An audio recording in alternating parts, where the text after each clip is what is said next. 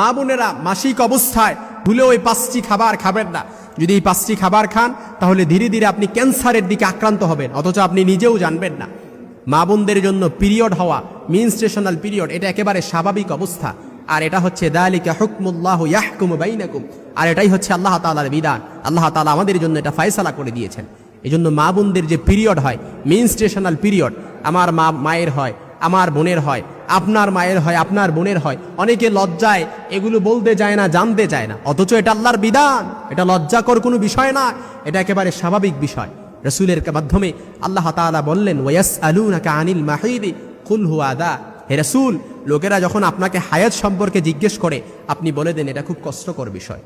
এই জন্য যে মা বোনরা হায়েজ অবস্থায় মেনস্ট্রুয়েশনাল পিরিয়ড হয় না, বুঝতে হবে ওই মা বোন অসুস্থ। ওই মা বোনকে সুস্থ করার জন্য হসপিটালে দৌড়াদৌড়ি করা হয়, অথচ যার হায়েজ হয় তার এটা হচ্ছে একটা সুস্থতার লক্ষণ। এই জন্য যে মা বোনদের, যে ছোট ছোট বোন আছে যারা নতুনভাবে মাসিক হয়, যাদের বড় বোন থাকলে আপনি আপনার ছোট বোনকে বলেন এই বিষয়গুলো খেয়াল করার জন্য, এই বিষয়গুলো বুঝান। যারা মা আছেন আপনি আপনার মেয়েকে এই পিরিয়ড সম্পর্কে তাদেরকে ভালো করে জ্ঞান দেন।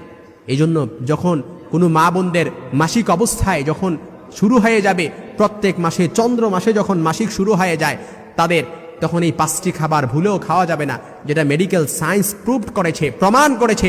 এর 1 নাম্বার হচ্ছে দুধ, চিজ বা দই। এই খাবারটা ভুল করেও খাওয়া যাবে না। দুধ, চিজ বা দই, এটা যদি আপনি খান তাহলে এটার মধ্যে এরকম কোনো অ্যাসিড রয়েছে, হরমোন রয়েছে, যেটা আপনাকে মারাত্মক লেভেলের আপনার ওপরে প্রভাব ফেলতে পারে এবং ধীরে ধীরে আপনাকে ক্যান্সারের দিকে ধাবিত করতে পারে। মেডিকেল সায়েন্স প্রুভড করেছে। 2 নাম্বার যে খাবারটি মাসিক অবস্থায় আমার মা বোনরা খেতে পারবে না, সেটা হচ্ছে জাঙ্ক ফুড। জাঙ্ক ফুড এটা এমনিতেই শরীরের পক্ষে ভালো নয়, কিন্তু মাসিকের সময় যদি এই জাঙ্ক ফুড খাওয়া হয় এটা তো আরও বিপদ ডেকে আনবে, আরও মারাত্মক লেভেলের বিপদ ডেকে আনবে। 3 নাম্বার, মাসিক অবস্থায় মা বোনরা যে খাবারটি খাবে না সেটা হচ্ছে তারা কোল্ড ড্রিঙ্কস, ঠান্ডা ড্রিঙ্কস, সফট ড্রিঙ্কস, এটা ফ্রিজের কোনো ড্রিঙ্কস তারা মাসিক অবস্থায় খেতে পারবে না। আর এই মাসিক অবস্থায় খাবারটা খাওয়ার ফলে আপনি দেখবেন 5-10 বছর পরে মারাত্মক লেভেলের ক্যান্সারে আপনি আক্রান্ত হয়ে গেছেন। মাসিক অবস্থায় আপনি যদি এই খাবারটা আপনি বেছে না খান তাহলে এটা আপনাকে অবশ্যই 5-10 বছর পরে এটা আপনাকে ভুগতে হবে। এজন্য আমাদেরকে এটা অবশ্যই মেনে চলতে হবে। এজন্য কোল্ড ড্রিঙ্কস এটা খাওয়া যাবে না। একাধিক গবেষণায় এটাই প্রমাণ হয়েছে, যারা যে মা বোনেরা মাসিক অবস্থায় কোল্ড ড্রিঙ্কস খাবে, এই সময় এই ধরনের পানীয় খেলে ইউটেরাইন ওয়ালে রক্ত থেকে যায়, অর্থাৎ আপনার রক্ত থেকে যায়। এমনটা হতে থাকলে 5 থেকে 10 বছর পরে গিয়ে আপনি মারাত্মক ক্যান্সারে আক্রান্ত হওয়ার আশঙ্কা বহুগুণে বেড়ে যায়। এজন্য 4 নাম্বার যে খাবারটা আপনি মাসিক অবস্থায় খাওয়া যাবে না সেটা হচ্ছে শশা। এই শশা খাওয়ার ফলে আপনার দেখা যায় যে শশা খাওয়ার ফলে নানা ধরনের সমস্যা হওয়ার আশঙ্কা তখন বেড়ে যায়।